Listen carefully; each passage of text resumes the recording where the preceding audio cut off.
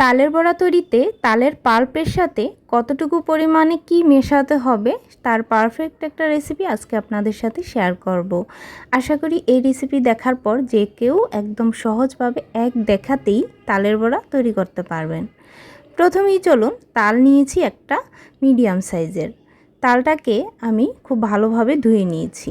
তালের বড়া তৈরির জন্য এরকম কালো দেখে তাল নিলে সেই তালের পাল্প আর তিতা হয় না। যদি এরকম পুরোটা হলুদ থাকে তখনই তালের পাল্পটা তিতা হওয়ার সম্ভাবনা থাকে। প্রথমেই তালের উপরের অংশটাকে উঠিয়ে নিয়েছি, এরপর খোসাগুলোকে খুব আলতো করেই ছাড়িয়ে নিচ্ছি। যেহেতু পাকা তাল তাই খোসাগুলো খুব দ্রুতই উঠে গেছে। এখন 3টা আটি আলাদা করে নিয়েছি। আটিগুলোর মধ্যে যদি জলজলে ভাবটা একটু কম থাকে হালকা একটু জল মেখে নিয়ে এরকম ছিদ্রযুক্ত চালনি নেবেন। আমি এখানে প্লাস্টিকের চালনি নিয়েছি, যে চালনির উপরি ভাগটা এরকম একটু উঠে উঠে থাকবে, যাতে করে এরকম ঘষা দেওয়ার সাথে সাথেই পাল্পটা নিচের দিকে পড়ে যেতে থাকে। তো এই অবস্থাতে একটু হালকা হাতে জল নিয়ে শুকনো শুকনো মনে হলে আটির মধ্যে লাগিয়ে তারপর পাল্পটাকে এভাবে বের করে নিতে পারেন। একটু সময় লাগবে, তো পুরো পাল্পটাকে বের করে নিয়েছি। আর মিশ্রণটা খুবই ঘন আছে।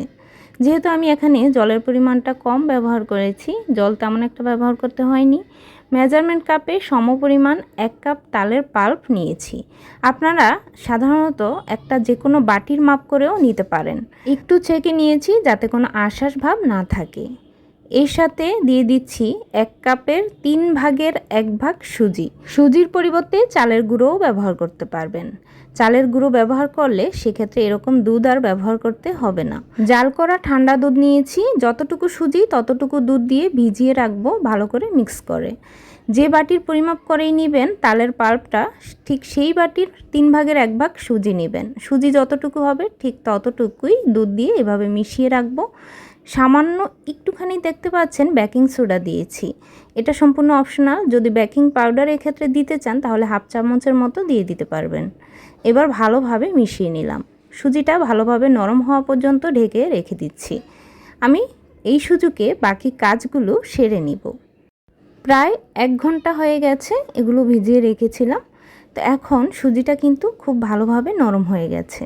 যতটুকু পাল্প ব্যবহার করেছি তার অর্ধেক আমি চিনি গুঁড়ো করে নিয়েছি। এখানে আমি চিনির পরিমাণটা একেবারেই সামান্য ব্যবহার করেছি। আপনারা কিন্তু এখানে অবশ্যই চিনি আরও বাড়িয়ে দিবেন, মানে 1.5 কাপ পরিমাণ কিংবা 1 কাপ পরিমাণ পর্যন্ত চিনি ব্যবহার করতে পারবেন।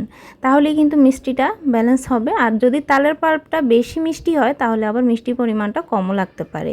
দেখতেই পেয়েছেন সামান্য একটু লবণ দিয়েছিলাম স্বাদের ব্যালেন্সটা সঠিক রাখার জন্য। এখন 1 কাপ পরিমাণে এখানে ময়দা নিয়েছি। অবশ্যই ময়দা দিয়ে করার চেষ্টা করবেন। তালের পাল্প যতটুকু নিয়েছিলাম ততটুকুই মেপে ময়দা নিয়েছি। তবে এক্ষেত্রে আপনাদের তালের পাল্পটা যদি খুব বেশি লিকুইড হয় তাহলে কিন্তু ময়দার পরিমাণটা আরেকটু লাগতে পারে। আবার খুব বেশি কিন্তু ময়দা ব্যবহার করলে এই তালের বড়াগুলো একেবারেই শক্ত শক্ত হয়ে যাবে, নরম যে ভাবটা সেটা থাকবে না। সুজির পরিবর্তে চাইলে চালের গুঁড়ো ব্যবহার করতে পারবেন। খুব ভালো করে মিশিয়ে নিয়েছি। একটু দেখুন ঘনত্বটা ঠিক এরকম হবে। এরকম আমি যখন বড়াগুলো এর উপর দিচ্ছি শেপ দিয়ে তখন দেখুন মিলতে কিন্তু একটু সময় নিচ্ছে। এখন এর সাথে কিছুটা কোরানো নারকেল দিয়ে দিচ্ছি। এই নারকেল গুঁড়োটা দিলে খুব ভালো লাগে খেতে। আর যদি চান এটা কিন্তু স্কিপ করতে পারবেন, হাতের কাছে থাকলে দিয়ে দিবেন, খেতে ভালো লাগবে। তো ঠিক ঘনত্বটা এরকম আঠালো হবে। প্যানে বেশ কিছুটা তেল গরম করতে বসিয়েছি। তেলটা খুব বেশি গরম বা খুব বেশি একেবারে ঠান্ডাও যেন না হয়। মিডিয়াম যখন গরম হবে তখন চুলার আঁচটা মিডিয়ামে রেখে সবগুলো বড়া এরকম গোল গোল করে দিয়ে দিব। উপর থেকে আলতো করে ছেড়ে দিতে হবে। ছেড়ে দেওয়ার পর চুলার আঁচটাকে বাড়িয়ে নেবেন। প্রথমে যখন দিবেন দেওয়ার সাথে সাথে কিন্তু চুলার আঁচটা বাড়িয়ে দিলে গরম তাপে এগুলো কিন্তু কালারটা দ্রুত চলে আসবে। তাই প্রথমে জালটা একটু কমিয়ে রেখে তারপর বাড়িয়ে রেখে সবগুলো ভেজে নেবেন। খুব বেশি সময় নিয়েও ভাজতে হবে না। একটু চুলার আঁচটাকে মিডিয়ামের থেকে একটু হাইয়ে রেখে তারপর ভেজে তুলে নিচ্ছি। এরকম যখন একটা সুন্দর কালার চলে আসবে তখনই নামিয়ে নিচ্ছি। প্রতিটা তালের বড়াই খুব সুন্দরভাবে ফুলেছে এবং ভিতরটা অত্যন্ত নরম তুলতুলে হয়েছে।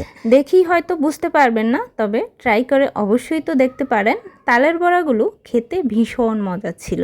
রেসিপিটি অবশ্যই শেয়ার করে রেখে দিন, আর অবশ্যই আপনার কাছের মানুষের সাথে শেয়ার করে দিন। চ্যানেলে যদি আপনি নতুন হয়ে থাকেন তাহলে কিন্তু চ্যানেলটি সাবস্ক্রাইব করে রেখে দিতে পারেন। আজকের মতো তাহলে টাটা।